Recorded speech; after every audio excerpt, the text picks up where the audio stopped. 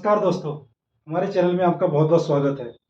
आज हम आपसे एक बहुत ही महत्वपूर्ण विषय पर चर्चा करने वाले हैं, जिसका नाम है पायरिया।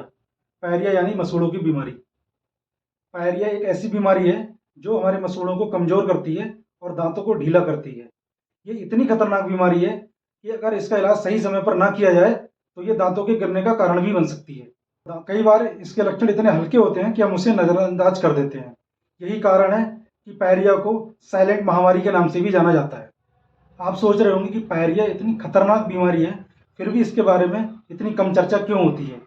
इसका कारण ये है कि पायरिया एक बहुत ही धीमी गति से होने वाली बीमारी है।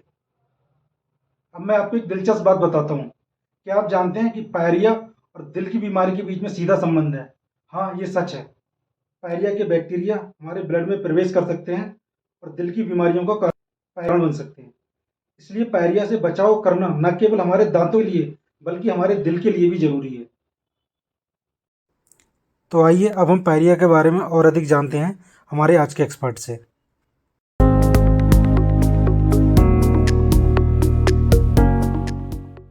आज हमारे बीच मौजूद हैं डॉक्टर नितेश सेठ। डॉक्टर साहब, आपका हमारे चैनल में बहुत बहुत स्वागत है। डॉक्टर साहब, हमारे दर्शकों को बताइए पायरिया क्या है और ये अन्य दांत स्वास्थ्य स्थिति से कैसे अलग है? आजकल पायरिया एक आम बीमारी हो गई है जो काफी घरों में काफी लोगों को हो गया है। पायरिया जो है दांत के मसूड़ों की बीमारी है, लेकिन अगर समय पर इलाज न किया तो दांत के मसूड़ों की बीमारी धीरे धीरे दांत को भी कवर कर लाता है, इससे कि दांत की भी क्षति होती है, मसूड़ों की क्षति होती है और समय से पहले दांत निकल जाता है।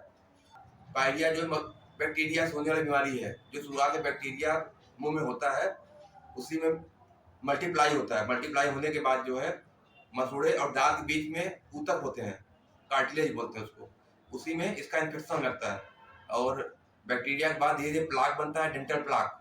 प्लाक के बाद वो कुछ दिन बाद टार्टर बनता है, इसके कारण जो है पायरिया बन जाता है। और इसके रोग में आगे चलने पे इसमें जो है बदबू आती है, मसूड़ों में सूजन आता है, मसूड़ों में गंदगी आती है और धीरे धीरे जो है खून आता है मसूड़ों से और धीरे दांत को खराब कर देता है।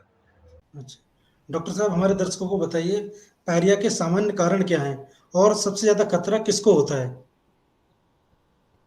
पायरिया का सामान्य कारण है रख रखाव, मुंह की साफ सफाई न करना। जो लोग सुबह शाम मंजन ब्रश नहीं करते हैं उनमें पायरिया होने के चांस सबसे ज्यादा होता है। मसूड़ों में सूजन, मसूड़ों से खून आना, मसूड़ों से मेवाद आना और मुंह से बदबू आना, ये पायरिया के मुख्य लक्षण है। पायरिया कभी भी किसी को और कभी भी हो सकता है, इसलिए साफ सफाई बहुत जरूरी होता है। इसमें ज्यादातर एज फैक्टर 30 साल से 50 साल वालों में ज्यादा देखा गया पायरिया। आमतौर पे 30 से 50 साल वाले में ज्यादा देखा, या जिसको डायबिटीज है या जिसको ब्लड प्रेशर की बीमारी है उसमें सबसे ज्यादा देखा गया। डॉक्टर साहब, ये बताइए हमारे दर्शकों को पायरिया होने वाले लोगों को किस बात का ध्यान देना चाहिए?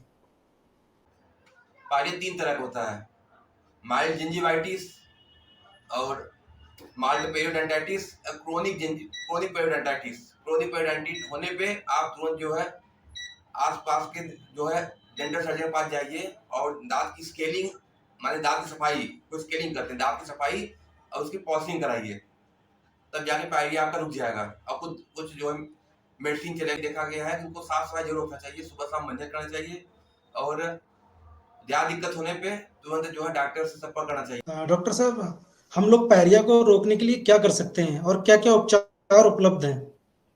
पायरिया को रोकने के लिए पहले सुबह शाम अच्छे मंजन आप यूज करिए, सुबह शाम ब्रश करिए, मंजन करिए, माउथ वॉश यूज करिए और साथ में जो है धूम्रपान से दूर रहिए और हर 6 महीने में डॉक्टर, जो नजदीकी डॉक्टर उनको दिखाते रहिए। डॉक्टर साहब, हमारे दर्शकों को बताइए कि क्या पायरिया से निपटने के लिए कोई प्राकृतिक उपचार है जिससे कि वो लोग जागरूक रहे और खुद ही उपचार कर सकते हैं? अगर हो गया तो उसका इलाज कराइए, लेकिन पायरिया अगर न हुआ इसके लिए कुछ सावधानियां हैं, जैसे सुबह शाम मंजन करना, बीच बीच में गुनगुना पानी में नमक डाल के जो कुल्ला करना बहुत बहुत अच्छा फायदा करता है। और गोल्डन मिल्क पीजिए, खट्टे फल, नींबू नींबू पानी पीजिए, खट्टे फल खाइए, इससे आपको जो है मसूड़ों की बीमारी होने से आप बच सकते हैं। से जुड़ने के लिए बहुत बहुत धन्यवाद। उम्मीद है हमारे दर्शक इस जानकारी से बहुत लाभान्वित होंगे। धन्यवाद। धन्यवाद।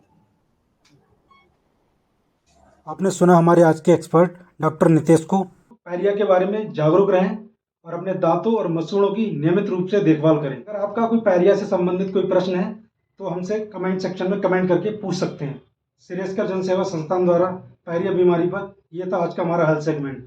हमसे जुड़े रहने के लिए बहुत बहुत शुक्रिया।